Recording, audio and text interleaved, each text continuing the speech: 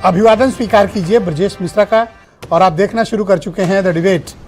बने भाई, उत्तर प्रदेश में सबसे शक्तिशाली राजनीतिक पार्टी सत्तारूढ़ दल भारतीय जनता पार्टी अपने संगठन का निर्माण तक नहीं कर पा रही है। संगठन की सूची तक तय नहीं हो रही है और नए अध्यक्ष पिछले 4 महीने से अपना संगठन और अपने साथ काम करने वाले पदाधिकारियों की सूची फाइनल नहीं कर पा रहे हैं।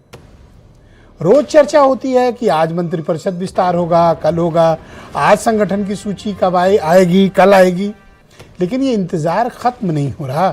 बीजेपी के नेताओं में बड़ी बेचैनी है कि आखिर क्या कारण है कि लंबे समय से उधर 2 साल तक और उसके बाद जब से पंकज चौधरी को अध्यक्ष बनाया गया उसके बाद से संगठन की सूची ही फाइनल नहीं हो रही है।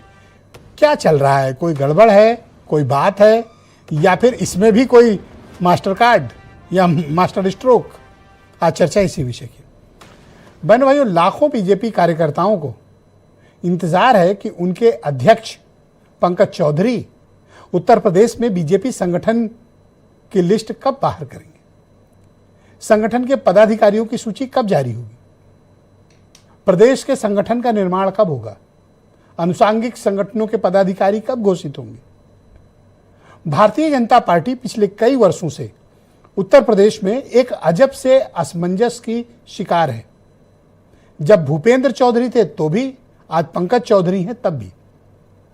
संगठन के निर्माण की हरी झंडी भूपेंद्र चौधरी को भी नहीं मिली थी और संगठन के निर्माण की हरी झंडी पिछले 4 महीने से केंद्रीय वित्त राज्य मंत्री और उत्तर प्रदेश में भारतीय जनता पार्टी के अध्यक्ष पंकज चौधरी को भी लग रहा है नहीं मिल रही। जब तक दिल्ली का ग्रीन सिग्नल नहीं होगा कोई भी अध्यक्ष अपनी सूची जारी नहीं कर सकता। तो क्या कारण है?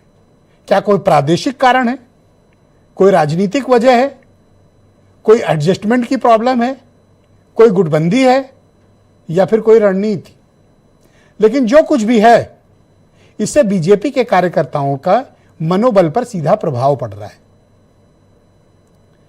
पार्टी किसी को भी अध्यक्ष बनाए ये उसका विशेषाधिकार है, लेकिन अध्यक्ष को काम करने की पूरी आजादी मिले यह भी हर राजनीतिक दल और उसका कार्यकर्ता चाहता है।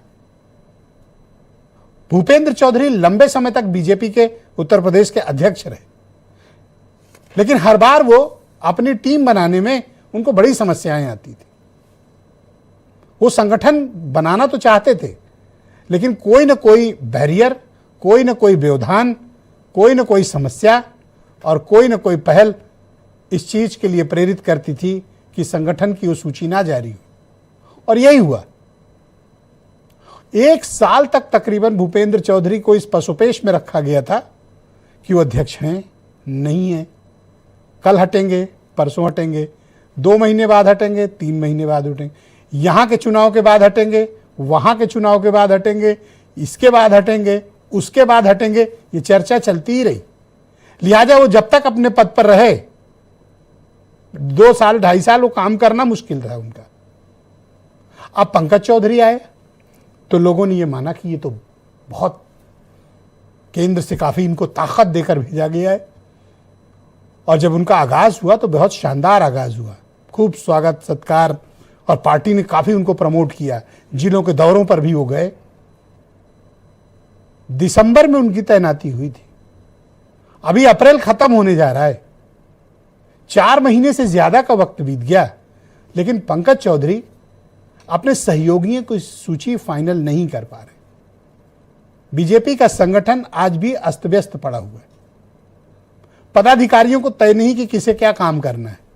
चूंकि संगठन का एक स्ट्रक्चर है, पार्टी कार्डर बेस्ड कार्यकर्ताओं की पार्टी है, लिहाजा जो जहां है अपना अपना ड्यूटी बाउंड परफॉर्मेंस दे रहा है, लेकिन जो ललक, जो मनोबल, जो आत्मविश्वास और जो पद पर रहकर काम करने की क्षमता होती है वो प्रभावित हो रही है।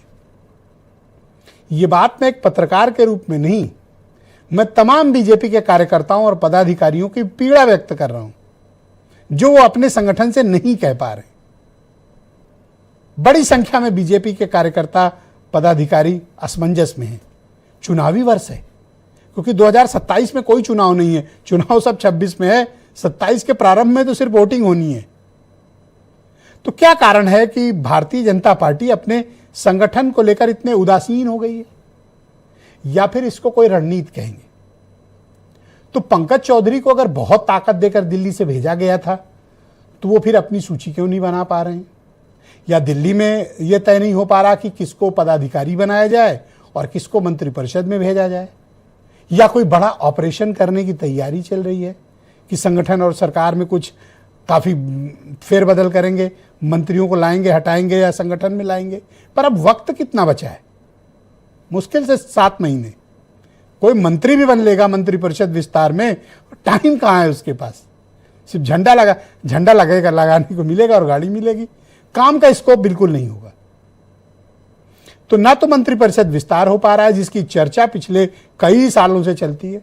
हर 2 महीने में सिगुफा उड़ता है, आ गया विस्तार, हो गया विस्तार, ये बन जाएंगे, वो बन जाएंगे। बनने वाले बेचारे परेशान रहते हैं क्योंकि उनके घर तमाम लोग आने लगते हैं और 2-3 दिन बाद जब चर्चा शिथिल होती है तो वही लोग उनसे किनारा कर लेते हैं। बेचारे बड़े अपमान में गुजर रहे हैं। संगठन की यही सूची है।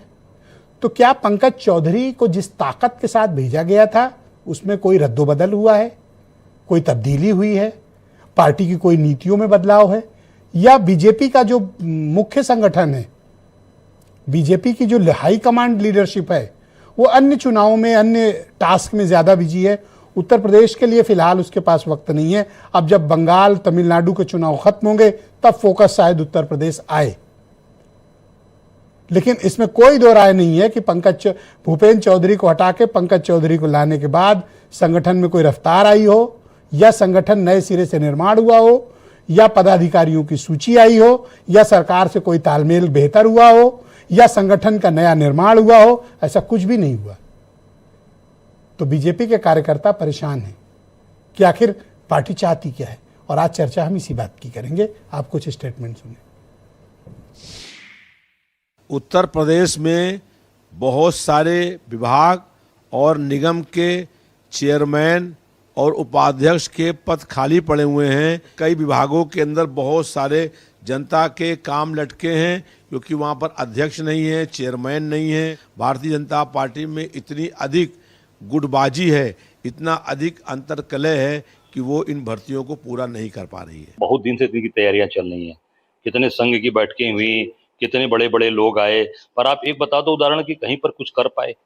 न मंत्रिमंडल का विस्तार कर पा रहे हैं, न अपने जो जितने भी पदाधिकारियों को बढ़ाना है प्रदेश में उसमें भी नहीं बढ़ा पा। प्रदेश अध्यक्ष कितने दिन बाद खोजते कितने टार्च की बैटरियां इनकी खत्म हो गई, सारे टार्च की बैटरी सेल खत्म हो गया, तब लास्ट में इनको पुराना व्यक्ति मिला।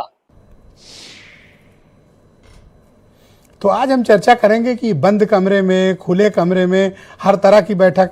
कभी कहा जाता है दिल्ली में महत्वपूर्ण बैठक, फिर कहा जाता है लखनऊ में अब महत्वपूर्ण बैठक होगी, फिर दिल्ली में महत्वपूर्ण बैठक होने लगती है। लेकिन पता नहीं ये कौन सी सूची है जो अब तक आ नहीं रही है। शायद पेंटागन भी इतने सीक्रेट नहीं रखता जितना उत्तर प्रदेश की बीजेपी। लेकिन पार्टी चाहती क्या है, ये एक बड़ा प्रश्न है। तो आज की डिबेट को आगे बढ़ाएंगे। सत्यवीर गुप्ता भारतीय जनता पार्टी के सीनियर लीडर हैं। डॉक्टर सुनील कौशिक हमारे साथ मौजूद हैं, दिल्ली से जुड़े हुए हैं, बहुत ही जाने माने राजनीतिक मामलों के एक्सपर्ट जर्नलिस्ट हैं। और लाल टोपी लगाए आज आपको डॉक्टर एम एच खान दिख रहे होंगे। तो ये कोई राजनीतिक विश्लेषक नहीं रह गए, इन्होंने पाला बदल लिया है। लाल टोपी ये इंगित करती है कि इन्होंने समाजवादी पार्टी ज्वाइन कर लिए। सपा में अब राष्ट्रीय प्रवक्ता बने। सपा ज्वाइन कर लिया आपने? बिल्कुल ज्वाइन। तो यही तो आपका परिचय करा रहा था। कौशिक जी को कंफ्यूजन हो रहा था तो मैंने सोचा उनकी क्लैरिटी के लिए आपको बता दूं। और आज हेमंत जी को भी थोड़ा शॉक लगा है, तो हेमंत जी को भी बताना चाहता हूं कि हेमंत जी, खान साहब ने समाजवादी पार्टी ज्वाइन कर ली। और डॉक्टर उमाशंकर पांडे कांग्रेस कमेटी के प्रवक्ता हमारे साथ इस कार्यक्रम में मौजूद हैं, और वीरेंद्र सिंह जी हमारे नेशनल हेड। आप सभी का स्वागत और धन्यवाद। तो सत्यवीर जी, क्या कारण है कि बीजेपी अपने संगठन की सूची तक नहीं बना पा रही है? कोई तो वजह होगी।